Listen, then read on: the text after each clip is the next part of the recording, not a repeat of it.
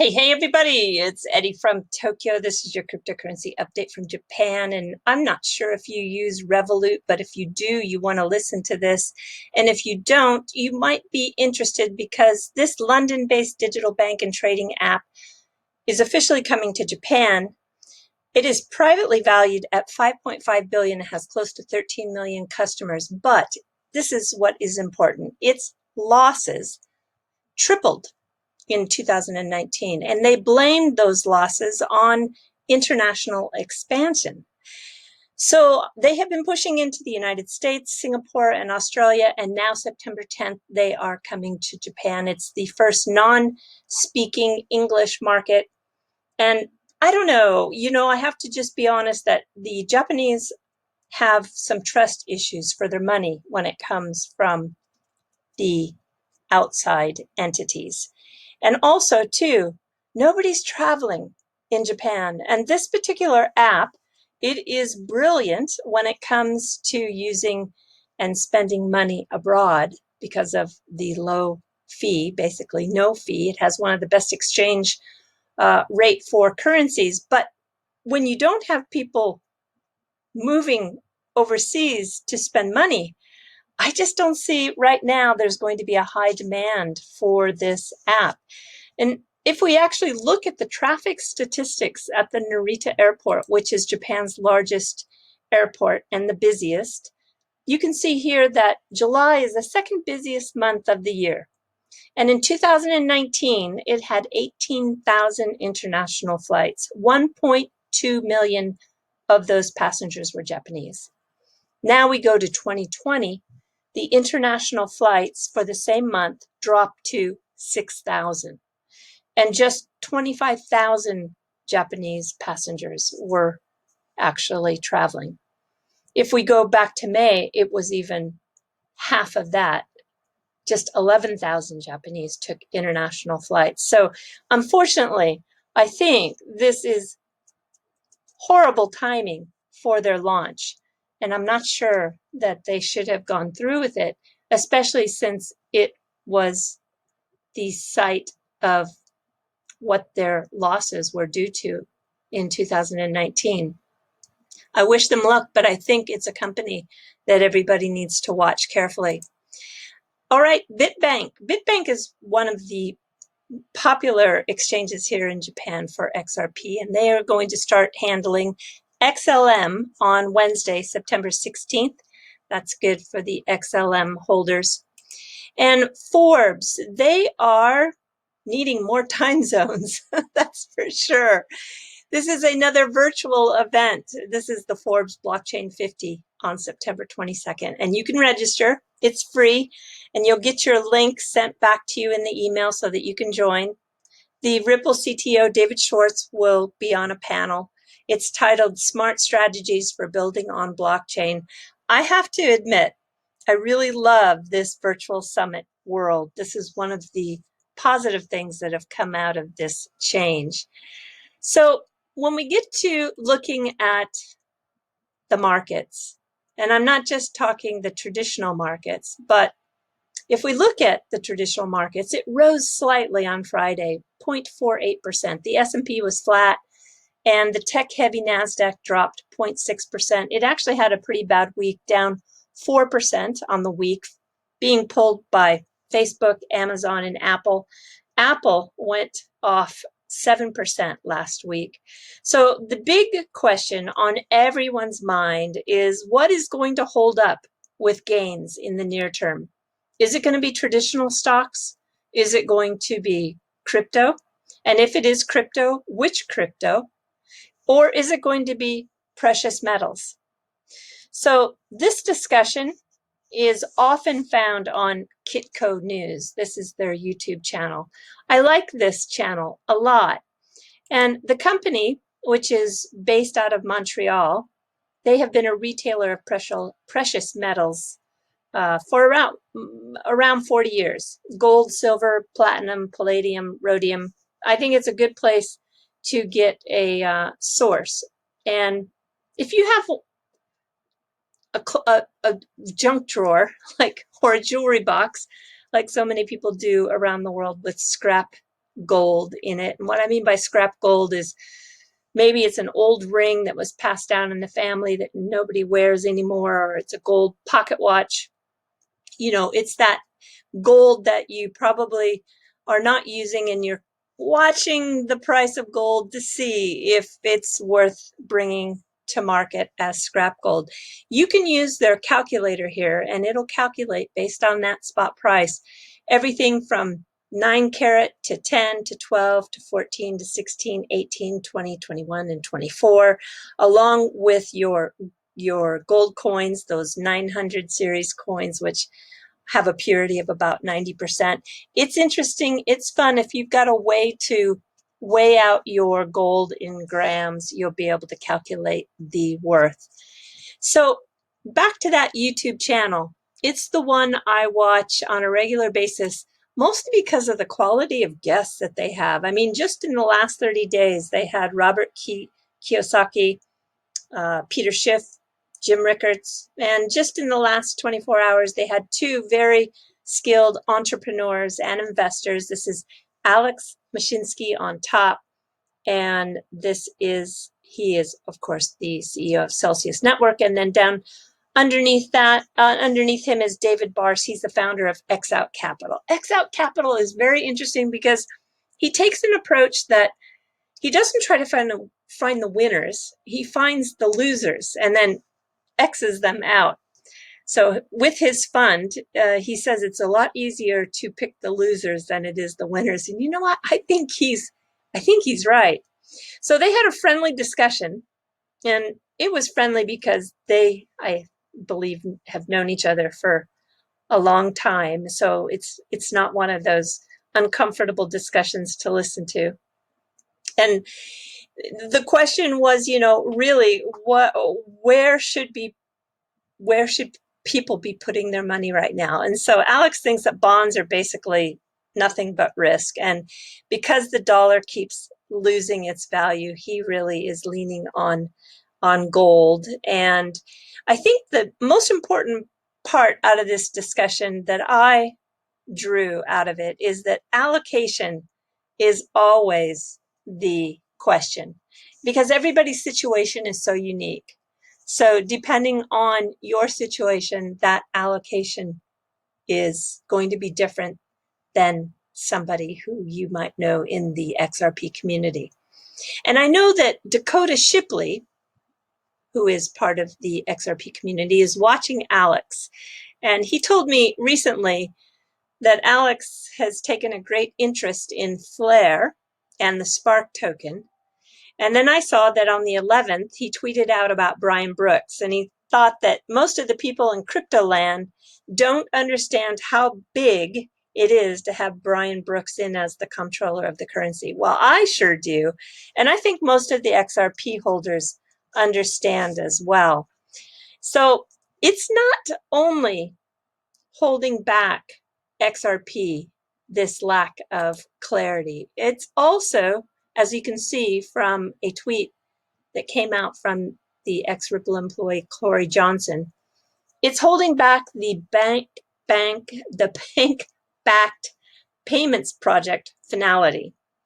And they are a project that's using a digital stablecoin for their international payments on the blockchain. And they thought that they were going to be able to launch in 2020, but the regulatory landscape still has not happened to an extent where they believe that they can do it. But the most important part that I found in the articles I read about this is they believe that that is going to come in Q1 of 2021. And all the while, we have a new article from Cointelegraph, and they are paying attention. They're paying attention to Brian Brooks, and they know that if he is able to move the licensing of payments to a federal level, as opposed to the fragmented state level that it is right now, that it'll probably be a big boost for crypto. And I really think it will be. But Mr. Brooks is getting pushback. And while we shouldn't be surprised at this at all, it's coming from the Conference of State Bank Supervisors, the CSBC. They were organized in 1902, and they're pushing back because Well, they want to keep the regulation at the state level because they can remain being the boss of the sandbox. This is a classic case of power struggle. And I think, yeah, if their voice is put into a silent mode based on federal regulation, well, so be it. And they should, after all these years, 1902, they should start thinking about reinventing themselves. Now, I want to take you to a portion of an interview that Brian Brooks had with Joanne Barefoot. She too also worked once at the OCC. And this is where Brian Brooks speaks about using crypto in cross-border payments. I think you'll find it interesting. Have a listen. But they are my views, So look, I went to Coinbase for a reason, which is I do believe that the idea that value can only be transmitted through central intermediaries, or that value can only be created by governments, is a debatable proposition. It has not always historically been true. And, if you think about it, we developed banks in the medieval era for a reason, which was the centralized concept of the bank was a technology innovation of the medieval era. You couldn't have people far away from each other in a world that did not have telecommunications or jet travel. You couldn't have them lending and borrowing from each other unless there was somebody in the middle of that transaction. So, things like the Rothschild Bank, Medici Bank, and those other banks, they existed to solve a problem that was a technology problem. Now we're at a place where it's a very different set of challenges. Now we have the internet, we have all of these other things out there, and there are going to be cases where central intermediaries are important to distribute credit risk, and there are going to be some other cases, payments might be an example, where central intermediaries are not helpful, potentially. Crypto is designed to address some of those things, right? I mean, crypto is the notion that you can transact value directly between you and me without having to ever go through an intermediary, and it will be faster and it will be more certain, and you and I can agree on what its value is, etc. You can do cross-border payments, for example, as one utility without having the friction of the national border and the currency exchange, because we can both transact in the same unit of exchange.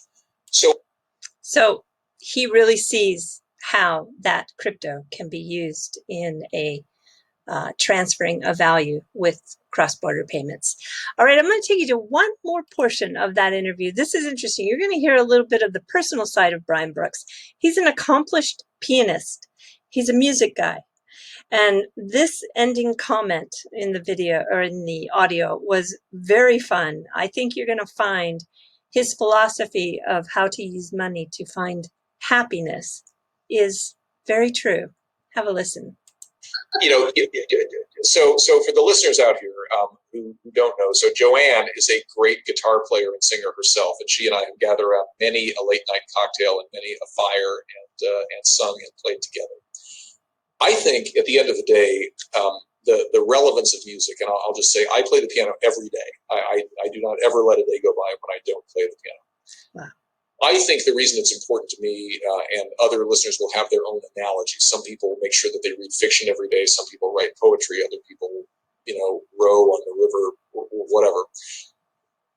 At the end of the day, and I think banking regulators have to remember this more than anybody, we are not numbers. We are not dollars. We are human beings who use money as an intermediary to help us find our happiness, And some of us use the money to go to the Caribbean, and some of us use the money to give to charity, and some of us use the money to patronize the arts, and use the money to fund, less fortunate children to go to school. But money is never an end. Money is a means that we as human beings have invented to help us achieve our happiness. It's what intermediates our work and our desires. For me, music is just another expression of humanity. I play it because it makes me feel human. It connects me to what's really important. And when I do that in the morning, it makes me much more excited to get up and come and supervise the banking system, because I'm a human being who's fundamentally involved in a human activity with other humans. Well, Brian, listening to you makes me incredibly optimistic for the future. I really liked his comment as well. It made me smile. So what brings me a little bit of happiness? Well, I received my XRP community poster.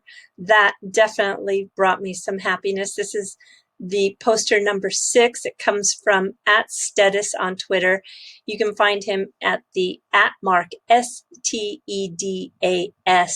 He has different colorways. He has different sizes. I think it's a little bit of happiness for me. And if you are on his poster, I hope it's a little bit of happiness for you as well. And then there's Notorious. This is another person who brings a little bit of happiness to the space.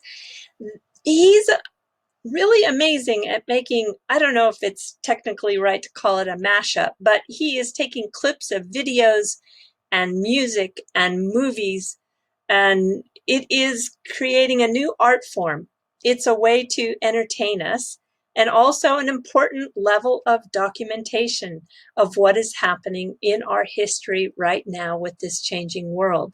And his latest video, which I'll put a link in the description below, has David Schwartz, Ashish Burla, CNBC Fast Money, the US government panels, Mnuchin, President Trump, Jerome Powell, the Senate Banking Committee, Judy Shelton.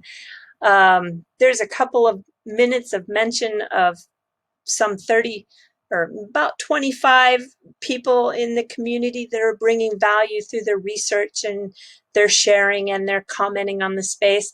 I just think that, yeah, he is really making me happy when I see his work. But this is also a new art form of storytelling. And you might think I'm a little crazy here, but I think this kind of storytelling deserves to be archived in a place like the Smithsonian. And the Smithsonian, if you've never popped around this website, it's amazing. It's a place that you can view images, video, music clips, and it'll tell you about the history or an era or a lost culture in the way that it brings it to life. And so take, for example, this song called Sitting on Top of the World.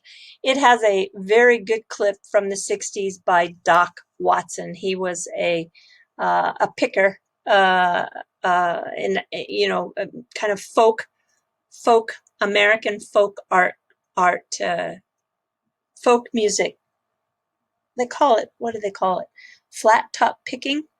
Anyway, it's a really nice version, and the original was composed by the Mississippi Sheiks from Bolton, Mississippi, back in the 1930s, who then also, the Grateful Dead borrowed the song in 1967, and it made it as the 5th song on their side 1. And it just brings a little bit of happiness. It's part of that music. It's the same thing that I think Brian Brooks was talking about, whether you are reading your fiction daily, writing poetry, rowing, or listening to music.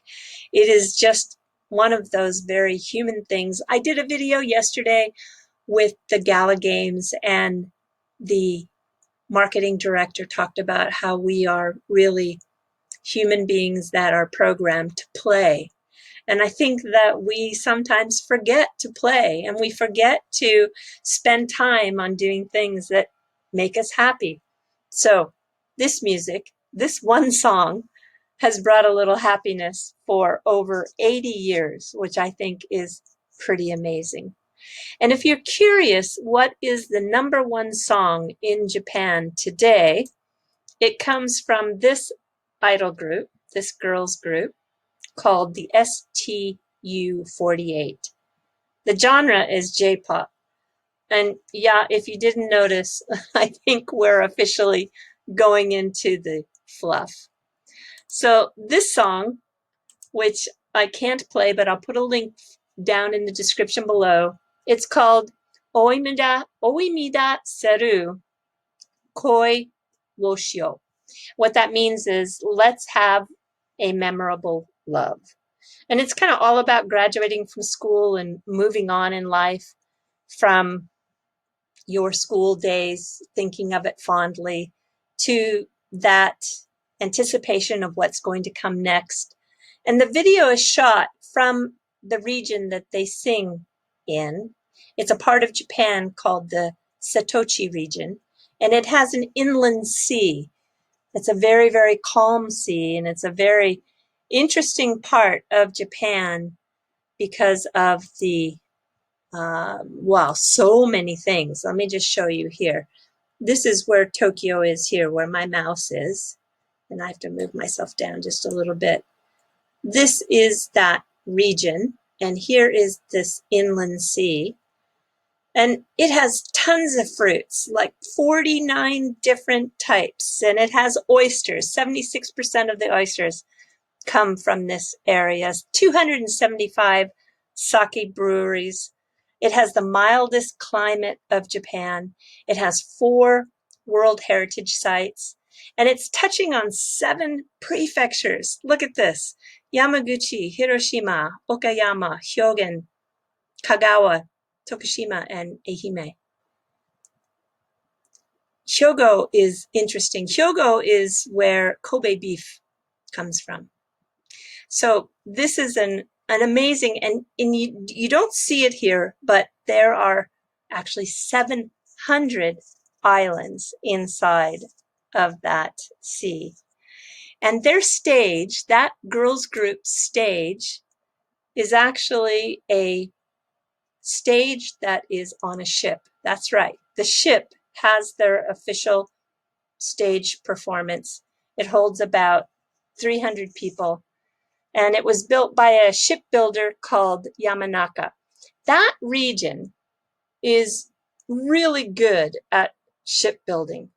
And I'm going to show you, there is one shipbuilder that is called Tsuneishi, and they have been building ships for, I don't know, 70 years at least. And this is the 500th ship that they built. Yeah, and it's this new eco style. These new eco ships are really getting much greener than the past. The name on this one is Sarita. It's registered as a bulk carrier. It's sailing under the flag of Norway, and you can track it live on the Marine Tracker. It's actually moored right now in Egypt, along with 11 other ships, and I think they have 4 more ships coming on arrival. If I mouse over this, there is the Sarita right there. It's amazing technology, right? I can see any registered vessel right now on this site, where it is, and a lot of other information that goes along with it. I just love this technology. But if we get into the heart of the fluff, it is going to be about this particular floating hotel in that inland sea, in the Shikoku region. This is a floating hotel that is named Guntu. And that is named after actually a blue crab that's indigenous to the region. It has, let me just, I'm not going to do the sound, but you'll be able to see kind of some of the rooms and the interior. It's really, really, really on my bucket list. This is a hotel that is equipped with 19 cabins. It has also a cozy 6-seat sushi bar with the view of the sea. I can just imagine. So it's a ryokan style. And what that means when you hear that word used, it is absolutely the best hospitality that this country offers. And it is something that had its maiden voyage in just recently, October 2017. And on your stay, you're going to weave through those 700 islands, and the sea back on that side is very calm. And you can choose to go 2 nights or 3 nights, and they have 8 different routes to choose from, and they are taking reservations now. And I think when you do look at the itineraries, they have stops where you can get off and do activities on shore as well. So I don't know about you, but this is definitely the way I want to use a little bit of money.